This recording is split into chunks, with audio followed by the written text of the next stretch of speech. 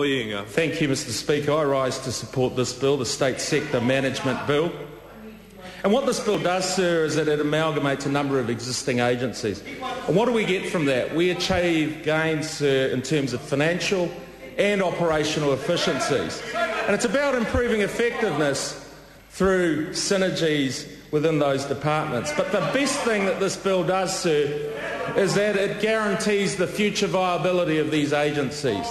Because we've inherited a financial mess from the last Labour government, and what this will do, sir, is that the amalgamations will improve services within existing baselines, and it will reduce those costs in the short to medium term. On that basis, sir, I commend this bill to the House. The question is that the amendments recommended by the Education and Science Committee by majority be agreed to. Those of that opinion will say aye. Aye. Contrary opinion will say no. No. The ayes have it. A party vote is called for. Clerk, please conduct a party vote. New Zealand National. 58 votes in favour. Really? New Zealand Labour. 39 votes opposed. Green Party. 5 votes opposed. Act New Zealand. 4 votes in favour. Māori Party. Toko toru e whakai ana. Progressive. 1 vote opposed. United Future. 1 vote in favour. Honourable Chris Carter. Any other votes?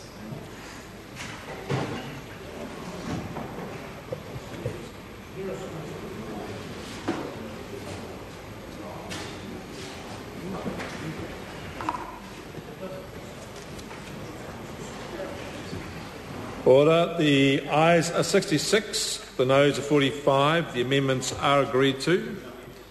We now come to the question that the motion be agreed to. Those of that opinion will say aye. Aye. The contrary opinion will say no. No. The ayes have it. The party vote is called for. Clerk, please conduct a party vote. No hurry though. New Zealand National. 58 votes in favour. New Zealand Labour.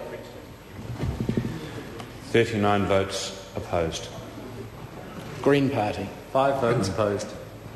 Act New Zealand. Favour. Māori Party. Toko toru e whakai ana. Progressive.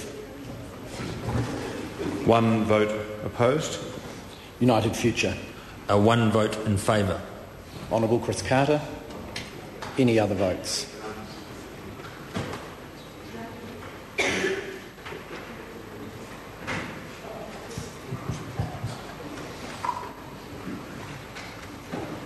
Members, the ayes are 66, the noes are 45. The motion is agreed to. This bill is set down for committee stage forthwith. State Sector Bill, Management Bill, second reading. Point of order. We just let the clerk finish calling the bill. Well, I thought forthwith was the time I did it. Clerk, can you announce the bill's second reading? State Sector Management Bill, second reading. This bill was set down for its committee stage forthwith. Point of order, Mr Speaker. The Honourable Trevor Mallard on the point of order. Mr Speaker, I move that it be an instruction to the Committee of the Whole House on the State Sector Management Bill that it have the power to consider the amendments set out in Supplementary Order Paper 196 in my name. Mr Speaker, in speaking to this, I... Point of order. No, it's not a point of order now, I'm speaking. Point of order, Simon. Chris Tremaine. I just want to be clear, Mr Speaker. Has there been an agreement to allow the member to speak? Is what he has requested within the scope of the bill? If it is within the scope of the bill, then that would be considered as part of the committee stage of the bill. If it was outside the scope of the bill, then there is no reason to allow this member to have his speech, and I ask that you make a ruling on this immediately to avoid or take some time to understand what is being proposed here. He can, as a speaker, he may choose... Order. Points of order will be heard in silence. We've got this constant barrage coming across on the side here, and it's quite a technical point. So I want Chris Tremaine to continue with his point of order. Yes, I'm just asking that the Speaker have some time to consider what has been proposed in the debate that the Honourable Trevor Mallard is putting onto the floor of the House.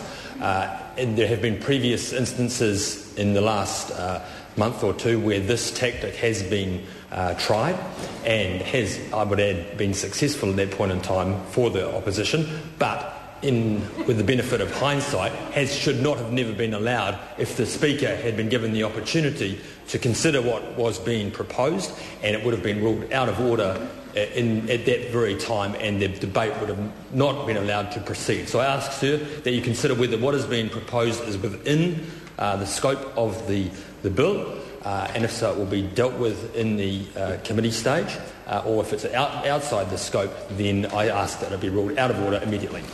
Order. I'm entitled to make a ruling. It's the Chair's prerogative.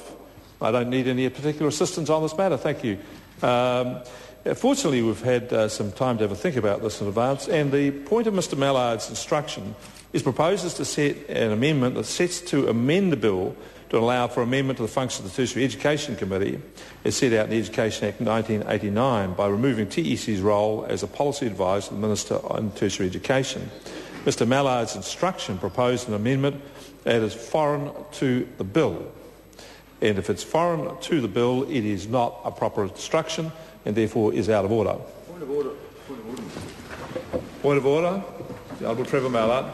Mr Speaker, there was considerable consultation on this particular approach, and the advice that I received is that any member can move an instruction to include something in a bill, something which is regularly done by ministers for matters which are outside the scope of the bill, as a method of including them in the bill. Mr Speaker, that is the point of the instruction. If something is already part of the bill, if it can be considered by the committee without an instruction, therefore there would be no place for instructions whatsoever. And so you know that there are regular instructions that are used, Mr Speaker, in order to widen the scope of the bill and to include in the bill matters which are related but out of scope. Now, clearly, sir, this is a related matter. It is a state sector reorganisation matter. Well, it's a transfer. It's actually the transfer of the policy function between two state agencies. It is a state sector reorganisation matter, sir. And my submission to you is that if you rule this out at this point, the House, of course, can vote against it now, or the House could deal with it later.